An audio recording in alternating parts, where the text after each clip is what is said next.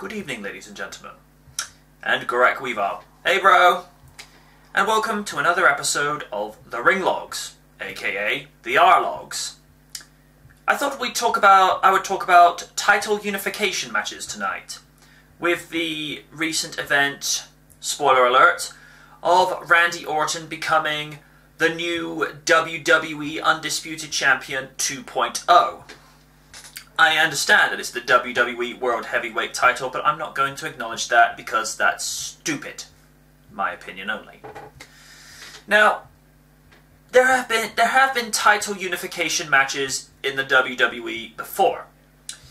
Everybody knows the legendary night on December 9, 2001, when Y2J Chris Jericho defeated The Rock and Stone Cold Steve Austin in one night to fuse the WCW title and the then World Wrestling Federation Championship into one undisputed world title. It still kind of bemuses me to this day that Jericho never got another reign as WWE Champion. But when you got someone like Triple H who buries people, and you get Jonathan Cena. Now, as I've stated before, Cena the person, no issue with. None whatsoever. Although, that little thing on Total Divas, not cool. But Cena the wrestler, yeah, overhyped, overbaked, overdone. Purely my opinion. And to be fair, we actually saw quite a few title unification matches before and after Vengeance. A couple of which to name. Everybody is familiar with what happened at Survivor Series 2001.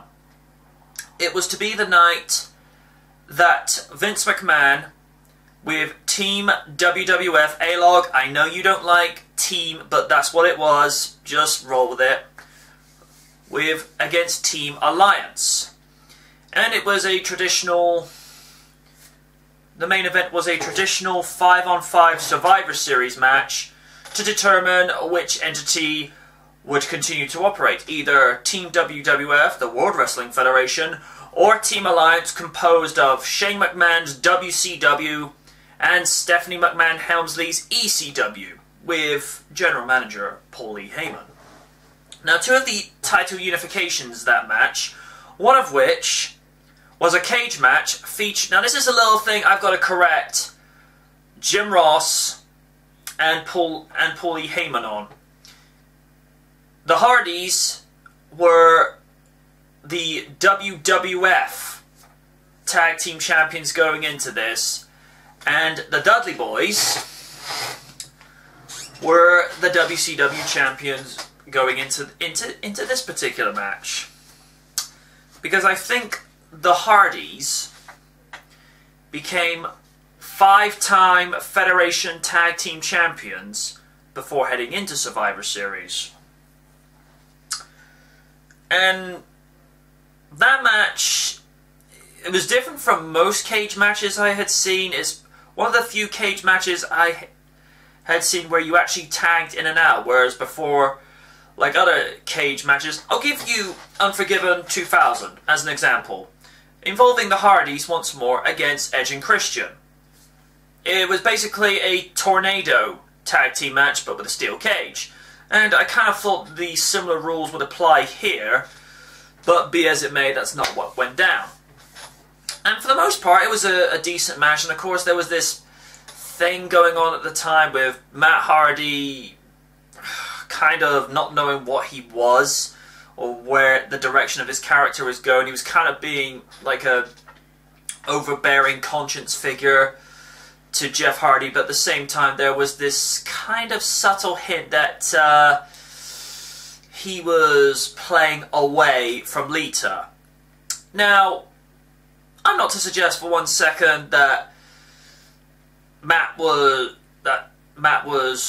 right for playing away from Lita, but some of the hot chicks that they have with the WWF Divas and the Alliance women, with the likes of Stacy Keibler and Trish Stratus, that evidently Matt had been associating with. They're hot, but he had Lita. Lita! Possibly one of the best WWF/WWE divas the company has ever seen. And in my honest opinion, her and Trish Stratus and Mickie James, that was for you, Oni, they were the last cream of the crop breed before the current lot came in. I take that back, Beth Phoenix was. Excuse me. But the current crop, AJ Lee, Natalya and Caitlyn are the only ones leading the charge. Come on girls, you can do better than this. But back to Survivor Series, when it was actually good. I felt that match was what it was. I mean, for the Dudley boys, it was just another day at the office. I mean, they were kind of like the ones caught in the middle of this confusing storyline between the Hardys and Lita. I mean, Matt did what most people would do, climb down out of the cage, but Jeff, being the extreme daredevil that he is, wanted a slightly more daring finish. And, you know, that kind of stands to reason, because that's the sort of person that Jeff Hardy is. I'd say about him, you know, how he is out of the ring, but I'm not here to do that. And then, of course, you had the other match that evening, the other title unification, and this was agreed upon between both WWF Commissioner Mick Foley and the Alliance Commissioner Sir William Regal. And that was, the reason that this was going on is because Mick was looking at the way things were. It was like anyone could get a championship. Everyone, more or less, had a championship. But he wanted to make sure that when the dust had settled upon WWF Survivor Series 2001, whoever won these title unification matches, whichever brand or company won, the championship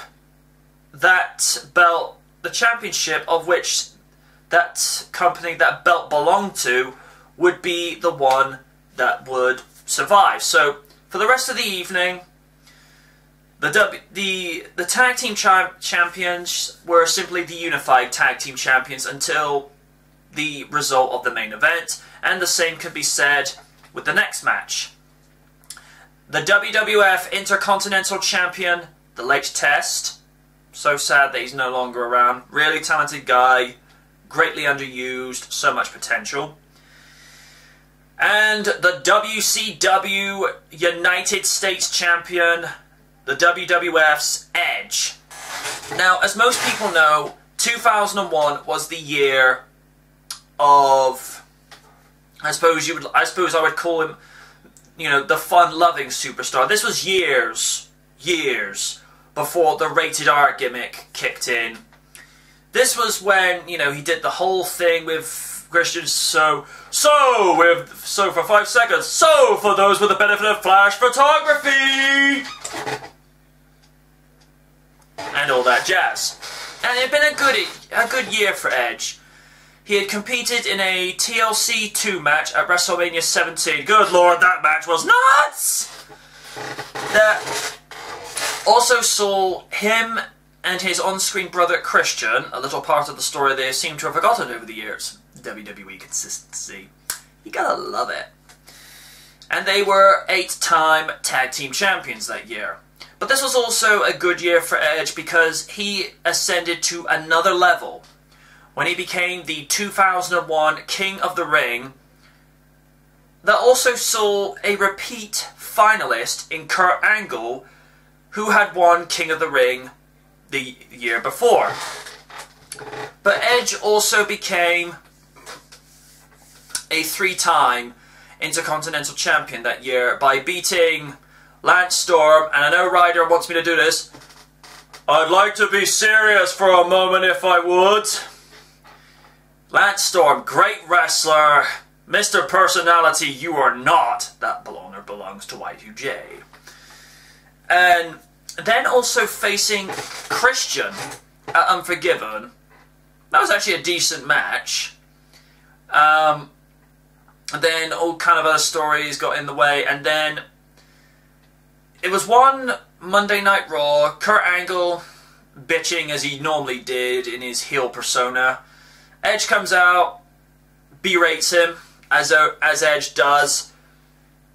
Kurt challenges him to a match, but I think it was a case of Edge would only do it if he put the United States title on the line.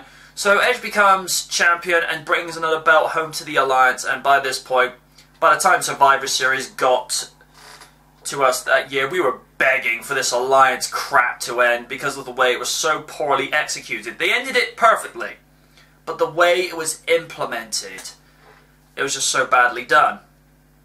And from what I remember watching from Test versus Edge, really decent match, really talented athletes. I felt they could have worked a couple of more matches with each other. I felt there was the potential to really get something going with each other. And like I say, Test was an athlete they never used the full potential of. I felt when they gave him runs with the European and the Intercontinental titles, they just scratched the surface of what he was capable of. And Edge wins the Intercontinental title, so until the end of the night, he was a double champion. And then, of course, we get the end result of the evening where The Rock pins Stone Cold Steve Austin after an assist from Kurt Angle, who happened to be the Mole from Vince McMahon. And then we head into Monday Night Raw the next night, where the United States title is forgotten, even though Edge is seen with it whilst he berates Kurt Angle. The Dudley Boys are sporting the WWF Tag Team titles. Christian is back with the company, even though he defected to the Alliance. I love that Paul Heyman skit, as European Champion. And Jazz, who debuted at Survivor Series 2001. And notice she went straight for Lita? That's because there was animosity from ECW between the two when Lita was Miss Congeniality. And then, of course, we get Ric Flair come back as the 50-50 co-owner of the World Wrestling Federation after buying Shane and Stephanie McMahon's stock in the company. And we see the return of Jerry the King Lawler. There's another story on that one. And then, of course, the idea from Ric Flair. We had Austin as the WWF champion. We had The Rock as the WCW champion, but Vince renaming it to the World Champion, because as far as he was concerned, he wanted nothing left of the WCW in WWF at the time. And Ric Flair proposes the idea of having these two champions meet on one night to determine one undisputed title. Now this is where I've got to give Vince McMahon credit. And he says, quote, "What if Stone Cold defends the WWF Championship against Kurt Angle, with The Rock defending the world title against Y2J, and then the winners of those matches compete on the same night to determine one undisputed champion?" Ric Flair loves it. And this was supposed to be the return of Triple H at Vengeance 2001, but as most people know from watching his DVD Triple H The Game, they asked his doctors if there's a chance that he could have some involvement at Vengeance, and they said there might be a possibility, and of course they went with it full-fledged, with Triple H on the poster, and even the graphics with his hammer on the screen, and he was not ready by that point. Now, the match with Austin and Angle, very physical, very aggressive, but it's what you would expect with Steve Austin. He's a brawler, it's the type of environment where he excels in. And these two had competed against each other three times that year. Once at SummerSlam to try and take the WWF title back to the World Wrestling Federation, but Kurt Angle won via disqualification, but this was, of course, the Alliance's way of disqualifying Steve Austin because of excessive abuse on the officials. And, of course, it was Nick Patrick, who was a WCW official at the time. But like I say, Angle won. Then they get the return match at Unforgiven 2001. And by the way, that crowd went nuts when Kurt Angle came out to his hometown of Pittsburgh. Equally so when he won the title, when he made Austin tap. I've never seen an arena go that mad, go that nuts for Kurt Angle. But that night, rightfully deserved. And then of course, we got to No Mercy 2001 with the triple threat match for the WWF title. Steve Austin defending against Kurt Angle and Rob Van Dam, as set up by the two-time commissioner of the World Wrestling Federation, Mick Foley. And Rock and Jericho, they've been sort of at odds with each other. And to be fair, Jericho and Rock's animosity kind of goes back to late August 1999 with Jericho's debut into the World Wrestling Federation, with the New Year's Eve, with the Millennium Celebration coming early. Jericho talked a big game on his debut, but The Rock would win the battle that night because, let me put it to you this way. In terms of mic skills, here is Chris Jericho. Here is Chris Jericho. And here is The Rock. Just that little bit better. Now, don't get this twisted in any shape, form, or fashion, Jerichoholics. Jericho is one of the best, if not one of the greatest, on the microphone. But Rock was just that little bit above him. And they'd also competed at No Mercy 2001 for the WCW Championship because Chris Jericho had defeated Rob Van Dam, I believe, on Monday Night Raw to earn #1 contendership. And Rock would actually regain the title on Monday Night Raw, or it might have been SmackDown, it's been a few years, in a rematch, and Jericho flipped his lid, and Jericho almost cost the WWF the match at Survivor Series, because Jericho was part of Team WWF along with Big Show, Undertaker, Kane, and The Rock against the alliances Austin, Rob Van Dam, Booker T, Shane McMahon, and Kurt Angle. And it was no surprise that Rock and Jericho could not wait to get their hands on each other at Vengeance because it had gotten personal. And for what that match was worth, you know, two of the very best that the WWF had to offer. Rock is very athletic, partial brawler, whereas Jericho's that very technical high flyer, and the two do actually complement each other well. And it would have gone better if Vince McMahon and Kurt Angle had not intervened, but this is WWF/WWE. Clean finishes are about as rare as talent in UK pop music these days, in my opinion. So we get Chris Jericho as the first undisputed champion when he pinned Steve Austin literally straight after his world title match.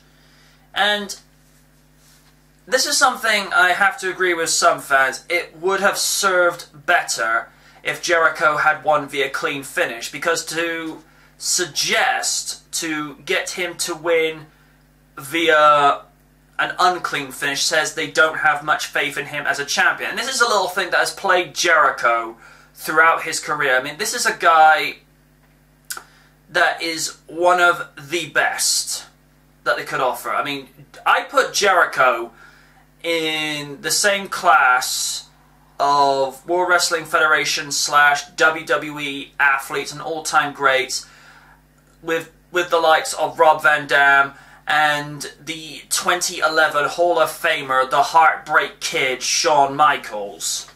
Because Jericho and Michaels, there's not a lot of difference between the two of them. I always felt that Jericho was really underplayed as champion. I mean, he had a heck of a match with Steve Austin at No Way Out 2002 that also saw the reintroduction of the NWO into the WWF, which also saw Hulk Hogan come back to the company for the first time in 9 years. Brother. But it was little things that bothered me. You know, this is your champion. This is the first undisputed champion that is continuing the heritage of the WCW title and the World Wrestling Federation title. Titles that were held by the likes of Buddy Rogers, Ric Flair, King Harley Race, Booker T, Hogan, Undertaker, Austin, Booker T, and even Scott Steiner. Alright, Odie, I'll do it one time. He's fat! And, like I say, it was little things with how they handled Jericho. You make your undisputed champion defend the belt on the opener of a Monday Night Raw.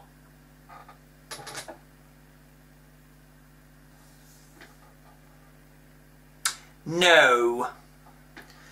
Now, the match he had with Triple H at WrestleMania 18, phenomenal. But the fact that Jericho never got a rematch after that... Well, no, to be fair, he faced Hulk Hogan on a SmackDown, but that was it after that. And of course, later that year, when, of all things on, that we never thought we'd see, Eric Bischoff showing up as the general manager for Monday Night Raw. The night after Vengeance 2002, we saw what would be the first of 3 title unification matches that year. First off, the WWE European Champion Jeff Hardy would take on the WWE Intercontinental Champion Rob Van Dam in a title unification that would see the retirement of the European belt. Now, at that stage, the European belt had only been around for the better part of 5.5 years. And it was a coveted belt when you consider the likes of the late Owen Hart, the British Bulldog, the first inaugural champion, Shawn Michaels, Triple H, Matt Hardy, Christian, that belt really elevated him. Eddie Guerrero really claimed to fame with that belt. William Regal made that title worthwhile. Al Snow, when he had that belt, he came out as a different nation each and every week. When he came out as Grease, he came out as Danny Zuko from the movie Grease, which I thought, alright, I'm not sure how the Greeks would have liked that, but I could see the slight humour in that. Of course, one week he comes out as Transylvania, and representing Transylvania, but he comes out as Count Chocula. I'm like, okay, I'm not sure how to feel on this one, but okay, that aside. And the ladder match, well, ladder matches are what they are. I mean, when you got 2 high flyers like Jeff Hardy and Mr. Monday Night, Rob Van Dam, the match they had at SummerSlam 2001 for the Hardcore title, I mean, that was just mind-boggling. I mean, how 2 human beings can actually put themselves through that kind of physical aftermath of what ladder matches do to you. I mean, we've seen before what ladder matches have done to people over the years. I mean, you only need to look back at WrestleMania 10 with the likes of Shawn Michaels and Razor Ramon in the first ever ladder match at WrestleMania 10, and the punishment that Shawn went through. Jerry the King Lawler said it best. I think Shawn must be superhuman because of all the physical torment he took in that match. And on that night in July of 2002, we bidded farewell to the European belt because it's not been seen since. And then came one of the weirder title unifications. The night after SummerSlam 2002, RVD had only just brought the Intercontinental title back to Monday Night Raw after losing it to SmackDown. I'm not going to say who, because you all know who he won it from, and like I say, I'm not going there. And of all the titles he's made to take on in a unification match, he takes on ECW alumni member Tommy Dreamer as the Hardcore Champion. And this is a little thing I liked at the time with the Hardcore belt. The likes of JBL actually make the Hardcore belt look like an actual championship belt by actually putting the flag of Texas on it, which I liked. I thought that was a nice touch. And when Tommy Dreamer was champion of it, he put a New York license plate as the main plate of it, and I thought, yeah, that's a nice touch. But the Hardcore belt with the Intercontinental Championship, and that was a heck of a match. But then again, you got Tommy Dreamer and RVD, two people that know what ECW was like, and in this environment it worked. But then came the last title unification of that year, and what proved to be an extremely, no pun intended, unpopular one. Kane had only just come back to competition after being out with injury. I think it was because of a shoulder injury. And he came back with a slight redesign in regards to his ring attire, because whereas before, you know, his face was fully covered up, but when he came back, the actual mouth part of the mask was opened up, and he actually did say that was an improvement because he was actually able to breathe a lot easier this time. And he became the Intercontinental Champion by defeating Chris Jericho in a main event on Monday Night Raw, whilst, you know, I think it was like something like 6 months after the brand extension had started, and the winner would face the World Heavyweight Champion Triple H at No Mercy in a title-for-title winner-take-all. And this was Bischoff's idea, to only have one singles champion on the show, and the fans were not happy with this, because the Intercontinental Championship is one of the most prestigious titles in the history of the World Wrestling Federation and World Wrestling Entertainment. It's gotten people ready for that next step. It was the second most important title at the time, before they had two world champions. I mean, when you consider the likes that have held the Intercontinental title from the late, you know, Macho Man Randy Savage, Ricky the Dragon Steamboat, Greg the Hammer Valentine, Pat Patterson, the first ever Intercontinental Champion, the Mountie, the British Bulldog, Bret and Owen Hart, the Heartbreak Kid, Shawn Michaels, even Marty Jannetty was Intercontinental Champion, but they never pushed him. Disappointed with that. And the likes of Eddie Guerrero, Jericho, Rob Van Dam, Jeff Hardy. I'm surprised Matt Hardy never got an IC title reign.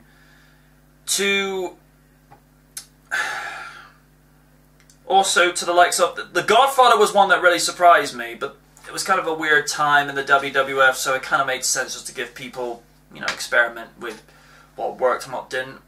And even Rikishi was Intercontinental Champion. And to see this title go at the time, I was kind of miffed with the creative. Now, I don't know this for definite. I only go reading, you know, reporting on what I find. And I recall reading at the time that these writers that were working with WWE at the time, they had written that they wanted Kane to be the winner of the winner-take-all match, because they would have had him hold on to the tag team titles as well. So he would have come out of No Mercy as the tag team champion, the world champion, and he would have been Intercontinental Champion just for 3 more seconds, just to say that he was a treble champion, holding 3 titles. Triple H didn't want that. Triple H intervened and said, no, I want to win this match. And best to my understanding, the reason we had 2 world champions is because Triple H did not want to contend and share the spotlight with Brock Lesnar. This is pure rumor from what I hear. I don't know that for fact. But if that is the case, really?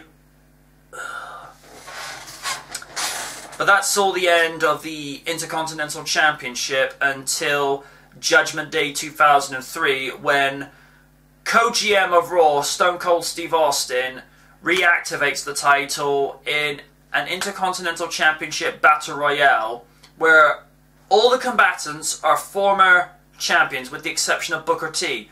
But apparently the reason Booker was added into this is because Austin felt Booker had been screwed to the 10th degree throughout the last year, and felt, hey, the guy deserves a break. And he did. He deserved a break. And then we would start seeing... We really wouldn't start seeing titles being unified again until 7 years later at the WrestleMania 25 pre-show, where the Colognes, the WWE Tag Team Champions, would take on the World Tag Team Champions, The Miz and John Morrison, in a title unification match. Now, this is something I have to question. You have a title unification match. Something that would draw big numbers. Because they, oh, hang on, one of those titles is going to disappear. It's like, this should be seen on the pay-per-view. The creative didn't think it was worth putting on there, and the 2 titles got fused into one, and until I think around May 2010 they were just known as the WWE Unified Tag Team Champions. And what this now meant was, as opposed to what had happened before, where you'd have the setup on Monday Night Raw where you, at that time, you had the World Heavyweight Champion, you'd have the Intercontinental Champion, the Women's Champion, and the World Tag Team Champions. On SmackDown, you had the WWE Champion, because at the time, the WWE title had been drafted over to SmackDown because Triple H got drafted. You had the US Champion, who was MVP at the time, if I'm not mistaken. Oh no. No, it might have been MVP. And you had the Divas Champion, who was Michelle McCool, if I'm not mistaken. And you had the WWE Tag Team Title Championships. Those 2 got fused, which now meant there was a way for SmackDown superstars to compete on Monday Night Raw. But there was a little bit of a kind of a weird thing they never explained. Because the night after WrestleMania 23, there was a Battle Royale as the opening match that saw WWE Champion John Cena along with Shawn Michaels, who were the World Tag Team Champions as well, and they defended those titles in a Battle Royale, but Shawn didn't want to be champions with John any further, and he actually eliminated his own partner. Now, the Hardy Boys, who had been tagging up with each other, even though Jeff was on Raw and Matt was on SmackDown, they were in the match, and they win the tag team titles, but it meant Matt Hardy, who was a SmackDown competitor, was back on Monday Night Raw. I never got it. It's probably just me. But yeah, that was one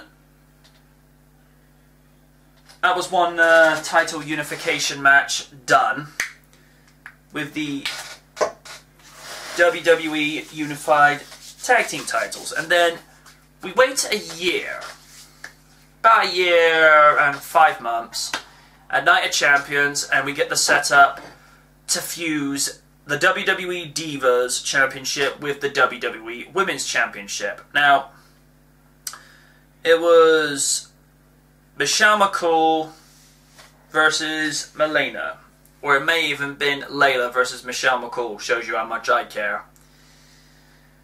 Because evidently because what had happened, Melina had won the Divas title at SummerSlam from Alicia Fox, who was a little bit unrefined, shall we say, in the ring at the time. And, of course, Laytool, that was for you, Oni, kind of started doing this thing when they say, where they kind of mock Melina and like, we're flawless. And, of course, me at the time thinking...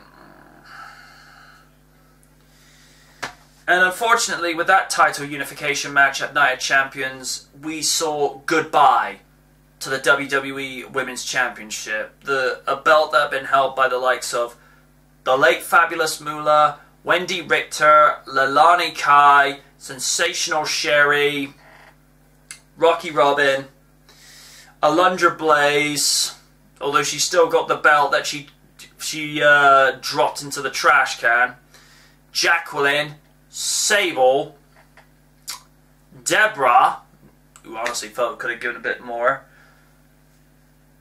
Lita, Mickey James, oh Mickey, and arguably the greatest women's champion of all time, Trish Stratus, a 7-time women's champion, and that belt was never to be defended again. The only thing that kind of gave Layla an edge was... yeah, it was Layla, excuse me. The only thing that gave Layla a slight difference over previous women's champions was that she was the first and last British women's champion. So we bid farewell to that belt. And to be honest with you, I would have preferred they kept the women's belt because that had much more prestige. Whereas I looked at the Divas belt, you know, if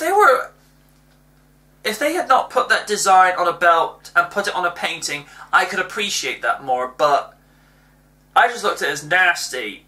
And I think it was Oni at the Survivor Series 2010 preview, and I made a remark saying, you know, I was not, you know, unamused that they retired the women's belt and brought in the Divas, like, and he said, quote, "Ooh, it's WWE, they need merchandise," and I simply say in return, "Buy my crap!" Which, I know if he's watching this video, he's going to be like, "Oh, dude, how do you remember this?" And that would be a title... that would be another title unification match, and then it would be another year before we would see another one, because we all know the summer of Punk, you know, summer and fall of 2011 was arguably one of the best times the WWE had seen in a long time, with CM Punk dropping that amazing pipe bomb at the end of June 2011, after John Cena had lost a match to R-Truth in a tables match at Raw Roulette, dropping that legendary promo / pipe bomb, call it what you will, saying exactly how he felt, and it was just lampshading what we were all thinking. He defeats John Cena at Money in the Bank 2011, arguably the pay-per-view of the year. He leaves with the belt, presumably leaving the company with it. And 2 weeks later, and about a week later, Cena becomes champion again, after defeating Rey Mysterio. And I'm like, couldn't you have let Mysterio have it for a week? You know? But then Punk comes out at the end sporting his WWE title, so we had 2 WWE champions. And this was kind of the first time we'd had something like this since the Shawn Michaels Razor Ramon situation from early '94, where there were 2 Intercontinental Champions. So, in order to settle this debacle, Triple H proposes a title unification match at SummerSlam 2011, where technically we see the first WWE Undisputed Champion since Brock Lesnar from SummerSlam 9 years before that. And that was probably one of the greatest matches I've seen at SummerSlam in Lord knows how long, and that was the very first night of the announce table. And it has to be said, Ryder, even though that show did not last as long as we would have liked it to, I'm very thankful you gave us that show. It was also the night that Steve the Vince Wilton joined us on Preview, and I know he and Oni have their issues, but, you know, I'm just going to put this out there. Steve Wilton is probably one of the most knowledgeable, creative, talented, and intelligent individuals when it comes to his knowledge, his prowess, and what works with professional wrestling, and he has earned his place where he is as a fan and as someone who works with wrestling. So to Steve, I simply say, well done, sir. I applaud you. And the match between Punk and Cena, you know, it would start a series of matches that would go on for the better part of 2 years. And they need to do more matches between them, because it's like Rock and Austin. It's like Jericho and Michaels. It's like Taker and Michaels. They always get the absolute best out of each other. And for a title unification match, ended the way I wanted it to, until that Nashosaurus, that was for you at Random DCE, came in. You know, and to be honest, Random DC has made quite a few decent quotations over the years. Things like the Nashosaurus to the Biok, the blithering idiots on commentary. And, you know, after all these years, some 2.5 years later, we get to Tables, Ladders and Chairs 2013 in a title unification match where we would see the World Heavyweight title unified with the WWE title once again for the first time in 12 years. And if I may, I'd like to read something aloud that I had posted before on the RDR official Facebook page. It simply states this: Orton won, eh? I had a feeling this might happen, and I'll tell you why I think they did this. If Cena had won it, what does it do for him? He's the face of the company and an overall 14-time world champion, with 11 WWE Championships and 3 world titles to his resume. Also, he draws the most money in and outside of the ring. That's a fact I can never get my head around, but that's the way the dice rolls. So again, him winning what would have looked good as the first undisputed champion, Mark II. I know it's the WWE World Heavyweight title, but to me, in my honest opinion, that's stupid. It's the undisputed championship. That's how we remember it. Now, Orton winning. This puts him in a similar class to Y2J Chris Jericho, who is the first undisputed champion in World Wrestling Federation and WWE history. And this does more for him despite being the better wrestler than Cena. This is purely opinion-based. He was never as over or elevated as Cena, so making him the Undisputed Champion 2.0 does more for him and the company, as again, he's never been at the same height as Cena. It's kind of like The Rock and Stone Cold Steve Austin in a similar way. Both were at the top of the game, they were excellent, but Austin was just a little more popular and over than Rock. Now, Cena is nothing like Stone Cold Steve Austin. For starters, Austin didn't no-sell, my opinion. He sold everything like a boss and was amazing on the mic. Again, this is purely opinion-based.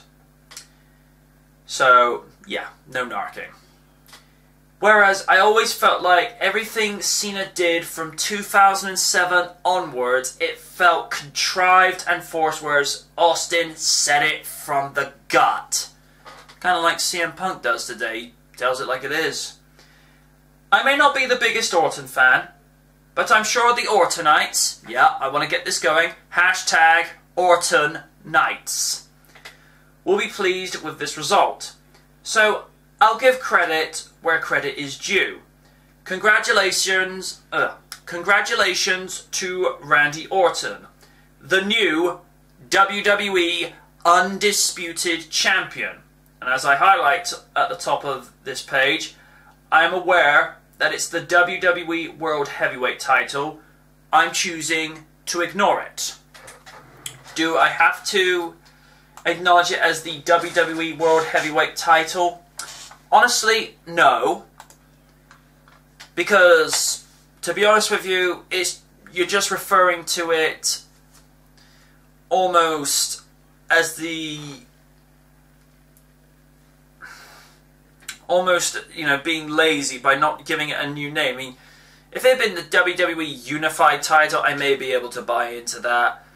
But Undisputed, you know, it made a lot more sense. Now, will this Undisputed title be just given one single belt, like Triple H was handed to him in early April of 2002, when Ric Flair took the old WWF Attitude Era belt and the WCW belt, which I honestly thought the Attitude Era World title was better, but several people disagree. That's fine. I just like what I grew up with. And he was given the new WWF, because it was still WWF at the time, Undisputed title with the nameplate. And that is something I miss from the belts now. The only belts that have the nameplates on them now is the World Heavyweight title belt that's now part of the Undisputed Championship, and the United States Championship that has been in reactivation since 2003, which Eddie Guerrero won. Because since the WWE Tag Team belts, or as Nick Nugent likes to call the penny belts, and I have to agree, they look ugly, my opinion, they have no nameplates, and that was something I liked about it. That was something that the champions could have as their personal little stamp on the championships. They could actually say, well, this actually has my name on it. Now, whether this is being removed to cut costs, in this economy, I can sort of see why they would do that, but it takes the personal effect away. And it's the same thing with the WWE title. I mean, I will admit firsthand that belt is a improvement over the spinner belt, but I would have liked to have seen a reincarnation of the big winged eagle WWE Championship belt, because at least that would look a little bit more prestigious. I mean, it's just a big W, which I'm like, that's really lazy and unimaginative. I know why Cody did...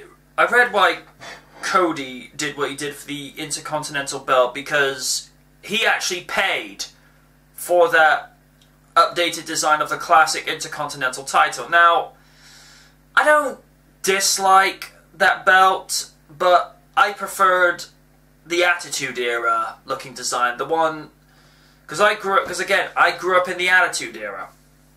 I liked the belt that the likes of Road Dogg, Godfather, Rikishi, Triple H, The Rock, Y2J, Chris Jericho, Eddie Guerrero, Rob Van Dam, Jeff Hardy, and Shelton Benjamin held, because I looked at that fact.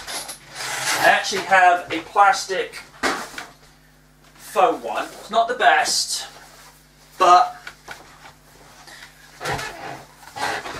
I grew up with that belt, and to me, that belt is better looking than the classic one. Again, this is purely opinion based. Again, I don't hate the classic Intercontinental Championship design. I just prefer this more because this is what I grew up with.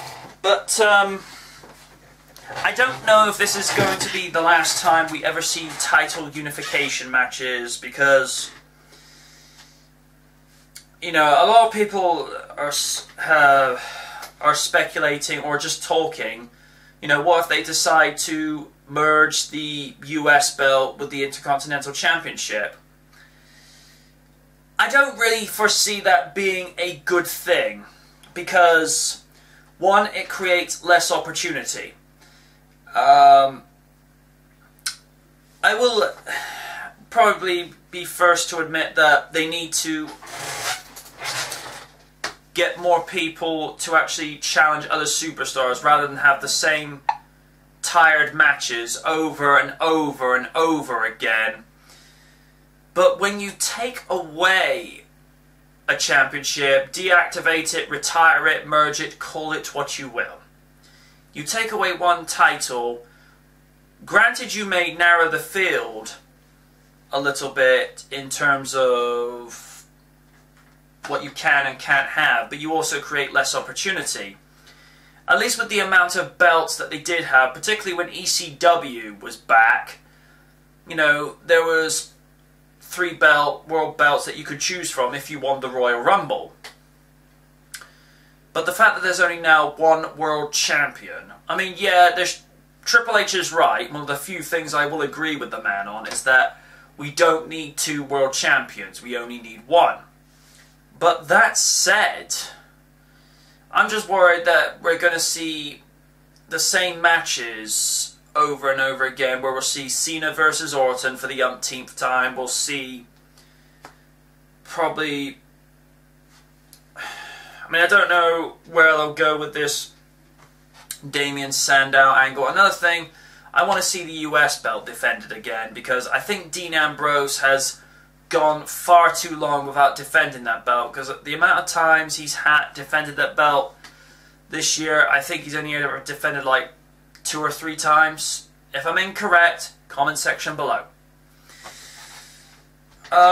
If anything, I think what they'll probably do is they'll make the Intercontinental title the second most prestigious belt again. So there is some good of merging the world titles, and it gives the Intercontinental Championship a boost for the first time since 2002. But I think what would probably serve best is just making the US belt a tertiary championship. And this kind of works well, because what this then means is we can then have an opportunity to have future Grand Slam champions again. Shawn Michaels was the first one to do it in 1997 when he became the European champion after already being Intercontinental, Tag Team, and WWF champion. And when he won the European title, he completed the whole set. Triple H was the second one to do this after 4 years. Then the likes of Jericho, Eddie Guerrero, Jeff Hardy. The JBL's a Grand Slam winner. So, I don't know. I don't know what the future is going to have in regards to title unification matches.